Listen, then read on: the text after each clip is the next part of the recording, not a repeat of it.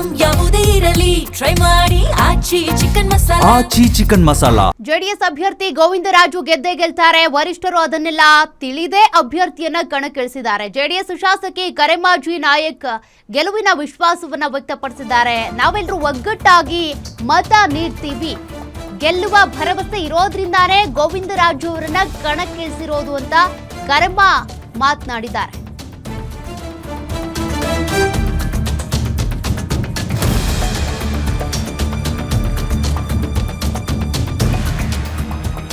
ನಾವೆಲ್ಲರೂ ಒಗ್ಗಟ್ಟಾಗಿ ಮತ ನೀಡ್ತೇವೆ. ಜಿಟಿಡಿ ಹನೂರು ಮಂಜುನಾಥ್ ಕೂಡ ಜೆಡಿಎಸ್ಗೆ ವೋಟ್ ಹಾಕಿರೋದು. ಗ್ಯಾರಂಟಿ ನ್ಯೂಸ್ಗೆ ಶಾಸಕಿ ಕರೆಮಾಜಿ ನಾಯಕ್ ಹೇಳಿಕೆ ಕೊಟ್ಟಿರೋದು. ನಮ್ಮ ಜೆಡಿಎಸ್ ಅಭ್ಯರ್ಥಿ ಗೋವಿಂದರಾಜು ಗೆದ್ದೇ ಗೆಲ್ತಾರೆ ಅನ್ನುವಂತ ಭರವಸೆಯ ಮಾತುಗಳನ್ನ ಆಡಿರೋದು ಶಾಸಕಿ ಕರೆಮಾಜಿ ನಾಯಕ್ ಅವರು. ಗೆಲುವಿನ ವಿಶ್ವಾಸದಲ್ಲಿದ್ದಾರೆ. ಅಚ್ಚರಿ ಹೇಳಿಕೆ ಅಂದ್ರೆ ಜಿಟಿಡಿ ಅವರು ಕೂಡ ಜೆಡಿಎಸ್ಗೆ ಮತದಾನ ಮಾಡಿದ್ದಾರೆ ಅನ್ನೋದು. ಅದನ್ನೆಲ್ಲ ತಿಳ್ಕೊಂಡೇ ಅಭ್ಯರ್ಥಿನ ಕಣಕ್ಕಿಳಿಸ್ಯಾರ. ಹಾಗಾಗಿ ನಾವೆಲ್ಲರೂ ಒಗ್ಗಟ್ಟಾಗಿ ಮತ ನೀಡ್ತೀವಿ. ಟಿ ದೇವೇಗೌಡರು ಮತ್ತೆ ಅನೂರು ಮಂಜುನಾಥ್ ಪ್ರತ್ಯೇಕವಾಗಿ ಬಂದು ಮತದಾನ ಮಾಡಿದ್ದಾರೆ. ಅವರು ಪಕ್ಷಕ್ಕೆ ಹಾಕ್ಯಾರ ಓಟು.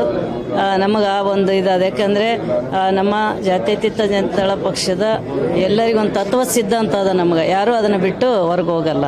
ಒಗ್ಗಟ್ಟಾಗಿರ್ರಿ ಅಂದ್ರೆ ಅಣ್ಣ ಏನಿಲ್ಲ, ನೀವು ಯಾವ ಒತ್ತಡನೂ ನಮ್ಗೆ ಯಾರಿಗೆ ಹಾಕಿಲ್ಲ. ಅವರು ಒಗ್ಗಟ್ಟಾಗಿದ್ದು ಎಲ್ಲರೂ ಒಂದು ಸಡಿಯಾಗಿ ಮತ ನೀಡ್ರಿ ಅಂತ ಹೇಳಿದರು.